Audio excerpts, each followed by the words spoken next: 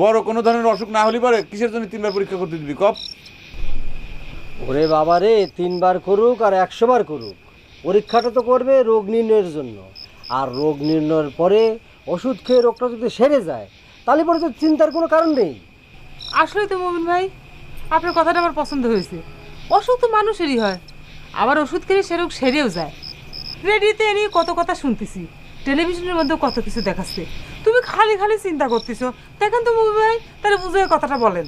হ্যাঁ সেটাই, পরীক্ষা করে যদি রোগ ধরা পড়ে যে রোগের কোনো চিকিৎসা নেই তাহলে পরে একটা চিন্তার বিষয় আছে। মনডারে দোস্ত চাঙ্গা করো। ঠিক আছে ঠিক আছে, কালকে আমি কাজে যাব না, তোমার সাথে হাসপাতালে যাবো, চিন্তা করো না, ঠিক আছে? যাক দোস্ত, তোর কথাটা শুনে মনে খুব সাহস পেলাম। হুম, তুই যদি আমার সাথে থাকিস তাহলে পরে আমি কোনো কিছু তোয়াক্কা করি না। আচ্ছা। এখন বন্ধুর কথা খুব ভরসা পাচ্ছ, তাই না? আমি কিচ্ছু না। দেখেছিস, সে কিন্তু আবার ভুল বুঝলো। তুই বুঝতে পারতিস না কিসের জন্য। আমি মানেই তো তুমি, আর তুমি মানেই তো